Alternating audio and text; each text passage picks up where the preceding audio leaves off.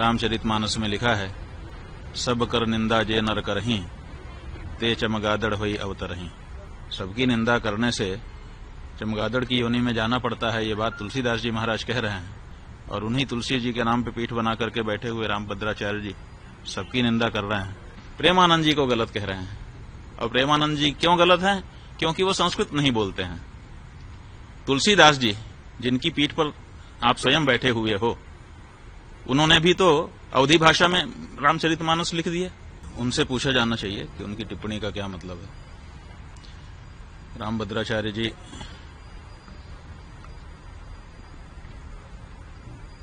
सबकी निंदा करते हैं। पूरी के शंकराचार्य के बारे में कहा है कि रामचरितमानस में तुलसीदास जी ने जिस तुलसी पीठ पर वो बैठे हैं, उसी तुलसीदास जी महाराज ने रामचरितमानस में लिखा है, सब कर निंदा जे नर करहीं, ते चमगादड़ होई अवतरहीं। तो सबकी निंदा करने से चमगादड़ की योनि में जाना पड़ता है, ये बात तुलसीदास जी महाराज कह रहे हैं। और उन्हीं तुलसी जी के नाम पे पीठ बना करके बैठे हुए रामभद्राचार्य जी सबकी निंदा कर रहे हैं। क्या उन्होंने ये एक चौपाई पढ़ी नहीं है, या फिर उस चौपाई के कुछ और अर्थ उन्होंने समझ लिए हैं? ये तो उनसे चर्चा करने पर ही पता चलेगा। रामभद्र जी ने कहा है कि उन्हें 1 लाख क्या कहते हैं शुभ लोग आते हैं, तो क्या कहेंगे आप? ऐसा है कि दावा किया है उन्होंने कि हमको कभी कहा है कि 1 लाख पन्ने याद हैं पृष्ठ, और कभी कहा है कि 1.5 लाख पन्ने याद हैं पृष्ठ। तो अब 1 लाख पृष्ठ याद हैं कि 1.5 लाख पृष्ठ याद हैं, इसकी कोई परीक्षा तो हुई नहीं है। दावा उन्होंने जरूर किया है। उन्होंने 3 दावे, वैसे तो अनेक दावे किए हैं, लेकिन 3 प्रमुख दावे हैं। एक उनका दावा है कि मुझे 1.5 लाख पृष्ठ याद है, कंठस्थ है। दूसरा उनका दावा है कि हमको 23 भाषाएं आती हैं।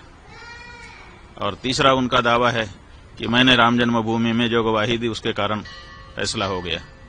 लेकिन इन तीनों दावों की पुष्टि अभी नहीं हुई है, क्योंकि 1.5 लाख पृष्ठ उनके कंठ में हैं, कभी परीक्षा तो हुई ही नहीं है, तो बिना परीक्षा के दावा ही है।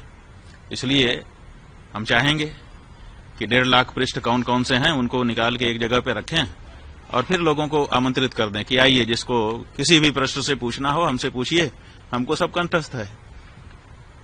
150 पृष्ठों से 1.5 लाख पृष्ठ याद हैं, तो कम से कम 150 पृष्ठ एक बार पूछ लिए जाएं कोई भी पृष्ठ, और उसके बाद अगर वो सब सुना देते हैं तो सब लोग जय जयकार करेंगे, हम लोग भी जय जयकार करेंगे, है ना। ये विश्व के लिए बड़ा अचंभा होगा कि हमारा एक संत 1.5 लाख पृष्ठ कंठस्थ करके बैठा है। तो हम चाहेंगे कि अब ये मौका आ गया है कि वो 1.5 लाख पृष्ठ कौन कौन से हैं छांट दें और उनको एक मेज पर सजा दिया जाए और फिर लोगों को बुला लें। 150 पृष्ठ केवल पूछे जाएंगे। अगर 150 पृष्ठ कंठस्थ उनको हो गए उनमें से, तो हम लोग मान लेंगे कि सब कंठस्थ हैं। वो कहते हैं कि 23 भाषा हमको आती है। अभी तक उनका कोई भी वीडियो YouTube पर खोजने से हिंदी के अलावा दूसरी भाषा में मिलता नहीं है। तो अगर 23 भाषा आती होती तो 23 भाषा में उनका कोई न कोई प्रवचन होता कहीं न कहीं। तो 23 भाषा कौन कौन सी है उसकी सूची वो बता दें। तो 23 उन भाषाओं के जो विद्वान हैं उनको हम लोग भेजेंगे। 40-40 मिनट का एक संवाद उसी भाषा के विद्वान के साथ उनका हो जाए। जय जयकार कौन नहीं करेगा, सब करेंगे।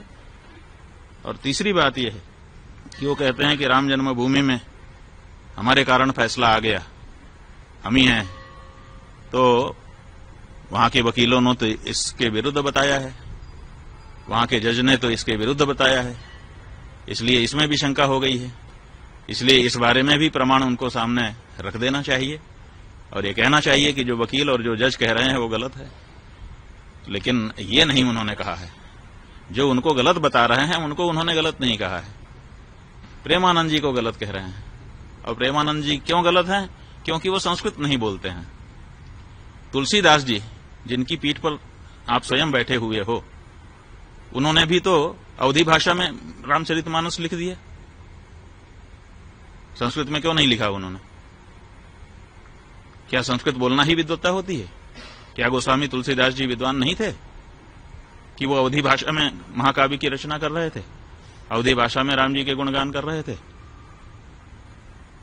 अगर संस्कृत में बोलना ही विद्वत्ता है तो इस सिद्धांत के अनुसार तो तुलसीदास जी भी विद्वान नहीं आपकी दृष्टि में होंगे, क्योंकि उनका तो सारा का सारा साहित्य, चाहे वो बरवे रामायण हो, चाहे वो गीतावली हो, चाहे कवितावली हो, चाहे हनुमान चालीसा हो, चाहे बजरंग बाण हो, छोटे से छोटा बड़े से बड़ा रामचरितमानस, सब कुछ अवधी भाषा में है, संस्कृत में नहीं है। तो क्या तुलसीदास जी विद्वान नहीं थे? तो ये जो परिभाषा आप लेकर के आए और हमने ये पूछा है कि आप ये बताइए, प्रेमानंद जी महाराज दिन भर राधे राधे श्याम श्याम कह रहे हैं, तो राधे राधे श्याम श्याम ये जो शब्द हैं ये संस्कृत भाषा के हैं कि नहीं, और संबोधन विभक्ति में हैं कि नहीं? और जब संबोधन विभक्ति से अपदम न प्रयुंजित, अपद नहीं बोलना चाहिए, और वो उसको पद बना करके संबोधन विभक्ति में ढाल करके अगर दिन भर उच्चारण कर रहे हैं तो आपसे ज्यादा संस्कृत तो वो बोल रहे हैं। आप कितनी देर संस्कृत बोलते हैं दिन भर में, बताइए? केवल प्रवचन में जहां उदाहरण देने का अवसर आता है, कुछ श्लोक आप बोलते हैं, उतना ही तो संस्कृत आपके द्वारा बोला जाता है, और वो दिन भर राधे राधे श्याम श्याम रटते हैं, जो कि पद है, जो कि संस्कृत व्याकरण की दृष्टि से शुद्ध शब्द है। तो वो तो आपसे ज्यादा संस्कृत रोज बोल रहे हैं, और आप कह रहे हैं कि वो संस्कृत नहीं बोलता है। माने संबोधन विभक्ति में जब भगवान का नाम बोला जाता है तो क्या वो संस्कृत नहीं होता है? और अगर संस्कृत होता है तो वो तो संस्कृत ही बोल रहे हैं, दिन भर संस्कृत बोल रहे हैं। आप उनको क्यों कह रहे हैं कि वो संस्कृत नहीं जानते हैं? तो ये जो बातें हैं, इन सब से पता चलता है कि या तो उनकी बात को ध्यान ही देना छोड़ दिया जाए, बिल्कुल अप्रमाण मान लिया जाए, और या तो फिर उनको अपनी योग्यता और अपने जो दावे हैं उनको जनता के सामने आकर के प्रमाणित कर देना चाहिए। हम कहना चाहेंगे, वो पुरी के शंकराचार्य जी को कहते हैं कि वो संस्कृत नहीं बोलते हैं। संस्कृत नहीं बोलते, कोई इच्छा से बोलता है? भाषा जो है वो विवक्षाधीन होती है।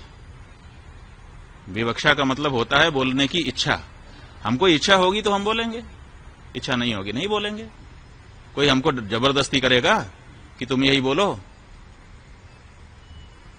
ये तो महाराष्ट्र के ठाकरे बंधु हो गए कि बोलना ही पड़ेगा। अरे भाषा जो है, भाषा का नियम है, वो विवक्षाधीन होती है। जो बोलना चाहता है वो बोलता है, जिसको नहीं इच्छा होती है नहीं बोलता है। कौन सा शब्द मैं बोलूंगा ये कोई हमको बताएगा? हम खुद बोलते हैं। जब हमको जिस शब्द की इच्छा होती है उस शब्द का उच्चारण अपने मुख से हम करते हैं। भाषाएं जो होती हैं वो विवक्षाधीन होती हैं, बोलने की इच्छा के अधीन होती हैं। तो ऐसी परिस्थिति में वो नहीं बोलते हैं उनकी इच्छा, लेकिन वो संस्कृत के विद्वान नहीं है, ऐसा तो नहीं है। हम तो जहां तक हम देखिए, हमने पुरी के शंकराचार्य जी का भी प्रवचन सुना है, गंभीरता से सुना है, और इनका भी प्रवचन सुना है, और हम ये कह रहे हैं कि पुरी के शंकराचार्य जी इनसे बहुत बड़े विद्वान हैं।